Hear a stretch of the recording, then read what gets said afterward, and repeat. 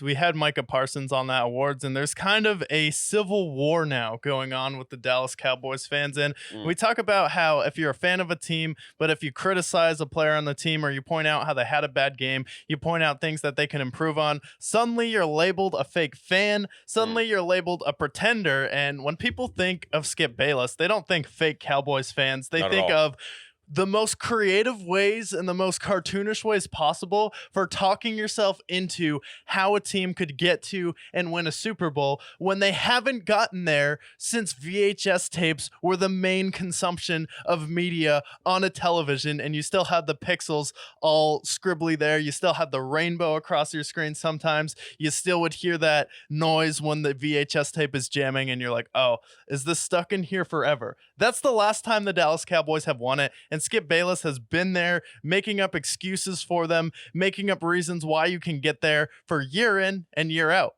But Micah Parsons goes out there. He has this podcast now. He's doing his Draymond Green thing in the media, and he's like, hey, I'm 24 now. I've been in the league for 3 years. I've pretty much seen anything. And then first of all, Skip Bayless is like, you're 24 years old and you've seen everything? First of all, that's a bad mentality. And no, you haven't seen everything. And then he's like, I feel like it's time for us to go all in, and it's time for us to get to that next step to win a Super Bowl. And then Skip Bayless is like, okay, sure, we can go all in. We can go out there and win a Super Bowl. However, you've played in 4 playoff games and you've gotten 1 sack. And when you talk about opportunities of going all in this year, it's like it was really just the Darius Leonards of the world who didn't really work out for Philadelphia. So there wasn't a ton of different things that they could have done. And then Micah Parsons comes back at Skip Bayless, and he's basically saying, you're just hating right now. He's like, you're mad that I won't do your show, and then you keep asking me week in and week out to be on your show every Tuesday. He's basically like, you are lame as fuck, Skip, fake ass Cowboys fan. When Skip Bayless just pointed out, you've been in the league 3 years. No, you haven't seen everything. And then also, you're the leader on the defense. You have to step up. You can't give us 1 sack in 4 playoff games when you're claiming to be the best player in football, and you're claiming that you have not just defensive player of the year aspirations, but Tony Romo was talking about how Micah Parsons said he wants to be the MVP. And you go out there and you give 1 sack in 4 playoff games. Yeah, my issue I have with Micah Parsons is not his skill level and not his talent, and not that he's not a great player or a defensive player of the year eligible player. The problem I have with him is when he says shit like this. Yeah. You've been in the league for 3 years, dude. You have not seen everything. Tom Brady was on Pat McAfee. We talk about, he said probably around year 10 is when I felt like I saw everything. That's when he had that famous quote where, I feel like I've seen anything. You can throw anything at me and I've seen it. Well, 3 years to 10 years, obviously he has not seen everything, and that includes an NFC title game. 4 games, 1 sack. That goes on your performance there. And I know that defensive debacle that they had wasn't all on Micah Parsons, but he has some bit of blame there. So does Deron Bland. So does some of the other guys. But Micah Parsons is the glue of that defense, and he didn't do it there. Another problem I have with Micah Parsons, and what I've noticed ever since he's launched his podcast, and this might sound like it's a shot, but it's not, insecurity and immaturity, specifically. 24 years old, saying all this game he had, he always talked about how the Cowboys were right there with the 49ers and right there with the Eagles, putting his team's foot in his mouth and putting it in situations where he just kind of sounds foolish, and he does sound foolish here as well. It's like he has a bit of an immaturity problem, I feel like, with Micah Parsons. Very talented, but I don't like this from him. And also going at a Cowboys legend in Skip Bayless, a guy who's been on your side through everything for the last 40 years, like calling him a fake fan is disingenuous.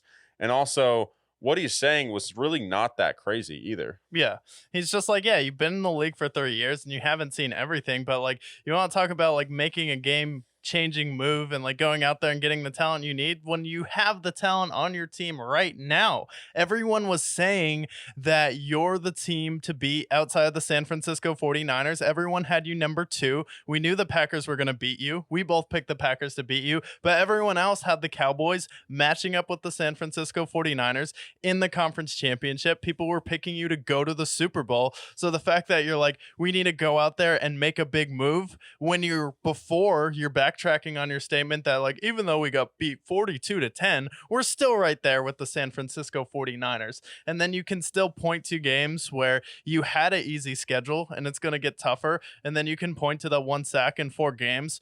But this culture and these NFL fans and players who are like, if you point out valid criticism with that team, you're either a hater or you're a fake fan. It's like, okay, well, I can't refute what you said, so you're just a fake Cowboys fan. When I've seen Skip Bayless pull the most cartoonish things out of his ass to somehow legitimize the Cowboys in his mind to win.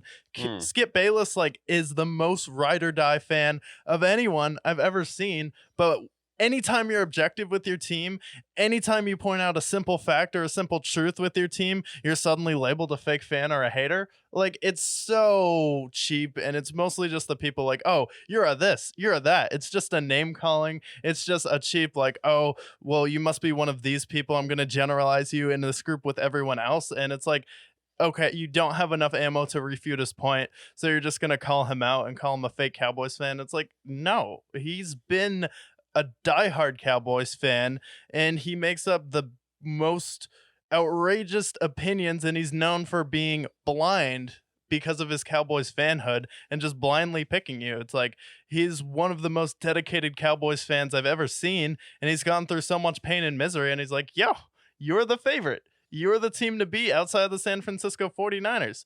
A lot of people had you going to the Super Bowl. You're a heavy betting favorite. And then you win out there and you've had some disappointing moments where you don't show up and you haven't been the guy to make a play, where we see Aaron Donald make the plays. We see Chris Jones make the plays. We see TJ Watt.